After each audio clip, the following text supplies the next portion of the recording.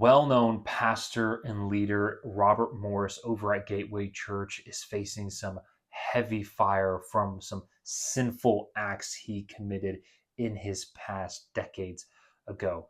Now, in today's video, we're actually going to dive into Robert Morris a few years ago, talking about some sinful past of his that he has a hard time talking about, as well as listening in to the statement from the elders and Robert Morris himself. But guys, if you don't know what's going on, well, back in the 80s when Robert Morris was pastor of the church before Gateway, he sexually molested a 12-year-old when he was the age of 21. This is concerning. Now, he talks about how he didn't do any kind of sexual intercourse with her, but there were things done that were not appropriate, and this lasted 4 years. Now, we're going to dive into this clip here where Robert kind of talks about his past dark sexual sins. My rebellion took a form of immorality that I don't like to talk about much. I was very sexually immoral as a teenager. So, as we can see here, Robert is telling his congregation their past sin, specifically sexual sin, immorality, that was a stronghold. That was something that I dove headfirst into in my teen years. But what Robert isn't telling you here is this also led to his early 20s and led when he was a pastor. He was still committing these acts as a pastor. He's missing that there. Let's see what else he has to say. It started early in my life, and it was very easy for me. Now, I'm going to share something with you that I've really had to struggle with sharing the details, things that I'm going to be sharing with you today. But when I say it was easy for me, I was very immoral, and I was immoral a lot. And I can remember a conversation with my friends, and they said, one of them said, "You're just blessed." That's what they said. Because we would go out and meet girls, and I would end up being immoral just in one night. And so they began actually, it's so horrible to share this because of what the word blessed means to me now. And that I've written a book called The Blessed Life, and it's about giving, not taking. Now, side note, this book he's talking about is completely just about the unbiblical way of how to tithe and talking about how wealthy Robert actually is. But that's for another time. This is what else he had to say. And it's about giving to give, not giving to get. So it's the total opposite of the way I was before I met Christ. Here's what I've realized. I was not blessed, I was cursed. There was a curse on my life where immorality came easy for me. In other words, there was a bent toward that. I'm going to show you that the Lord showed me what the root of that curse was. The reason I'm going to show you is because I think if there's a bent toward your life toward a certain sin, maybe God could show you the root, and you could cut the root off and not have that fruit anymore. You understand what I'm saying? I learned to lie and manipulate because I also had rejection. I didn't want to be rejected, so I looked for the girls that would be the most susceptible. And I learned how to spot this in girls. Please hear me. There's a reason I'm sharing this. The very thing, ladies, that the world tells you to give a man before marriage so that you can keep him is the very thing that will cause you to lose him. I looked for girls that did not have a good relationship with their father. I learned to spot that. I looked for girls that were insecure. And I don't know, now I look back on this, I can tell I did it. It wasn't like a plan that I had, but I could spot this. Girls were made to be held by men. And if they are not held, if that need is not met in a healthy way by their father, they will meet it in an unhealthy way. But you need to understand that if a man does not respect you, he cannot love you. He cannot love you. As a matter of fact, fulfilled lust turns to hate. God meant for us to express love in a healthy way. Because of the lust that was in my life, it has taken years for me to get over the images and the things that I saw that no person should have ever seen. And the appetites that were created in me that God never intended to be created in me. Please understand that when God says don't, there's a reason. And I'll just give you one quick so that hopefully you'll understand this. In order to have premarital sex, you have to sneak around to do it. And you have to lie, and you have to be deceptive, and you have to be manipulative. For instance, let me just take a teenage couple. When the teenager's about to go out and the parents say, "Where y'all going tonight?" They don't say, "We're going to have sex." So they have to lie. And then when they come back, where'd you go? What'd you do? They have to lie.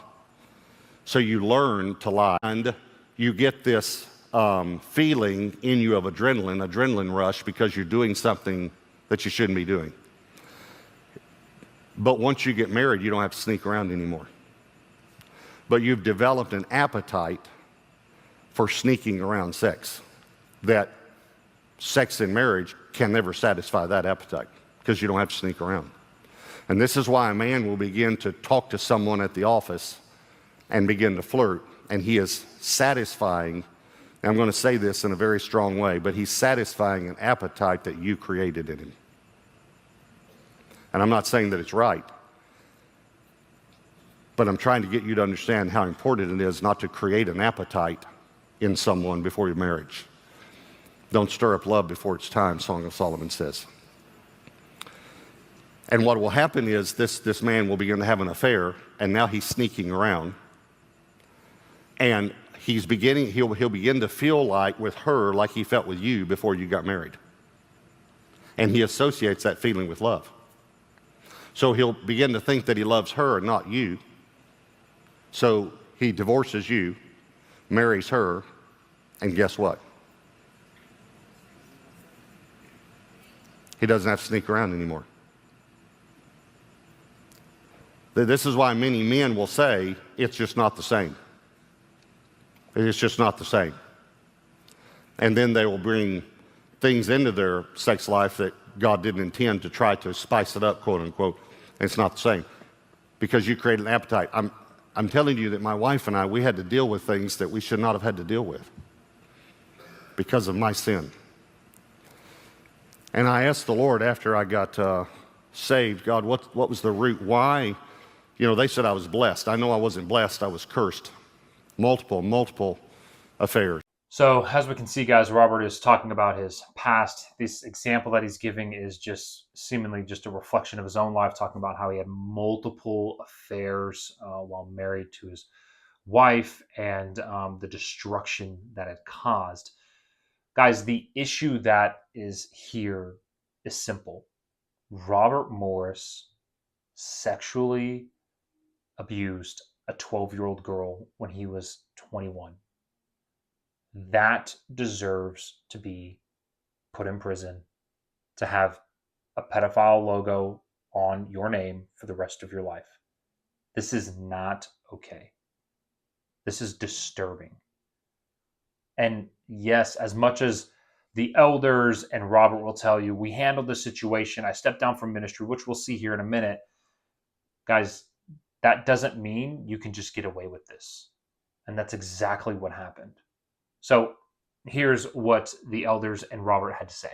Pastor Robert has been open and forthright about a moral failure he had over 35 years ago when he was in his 20s and prior to him starting Gateway Church. He has shared publicly from the pulpit the proper biblical steps he took in his lengthy restoration process, which this process took 2 years, only 2 years. When we have a guy like Carl Lenz who has taken 4+ years and he's not even back in ministry because he shouldn't be. Let's read on. So the 2-year restoration process was closely administered by the elders of Shady Grove Church and included him stepping out of the ministry during that period while receiving professional counseling and freedom ministry counseling. Since the restoration of 35-year-old matter, there have been no other moral failures. Now, Robert goes on and says, 2 years later, in March of 1989, I stepped back into ministry with the full blessings of the elders and her father. In October of 1989, Debbie and I met with her and her family, and I asked for their forgiveness, and they graciously forgave me. This sin was dealt with correctly by confession and repentance, which I did in 1987 and 1989. So, as we can see here, guys, Robert is consciously at peace with all of this. He has no issues with what happened because, hey, listen, I took 2 years off. I stepped back. I asked for their forgiveness from the father. The father gave me his blessing. The elders gave me the blessing. I asked for the forgiveness of the girl that I was sexually abusing. We're all good. Guys, again, this is not okay. The issue is, listen, people can get restored and brought back into ministry after falling immorally or falling into adultery. That happens. But the issue is, this man is a pedophile. That act that he committed with that 12-year-old for the next 4 years is not okay. And who's to say there weren't others? Who's to say 12 was the earliest, the youngest he did? This is the issue we have. Robert Morris should not be pastoring Gateway Church. He should be stepping down. Guys, if you enjoyed this video, consider subscribing to the BTteam Ministry YouTube channel. Drop a like, leave a comment down below. Let me know your thoughts. And if you enjoyed this video, you might like this one over here.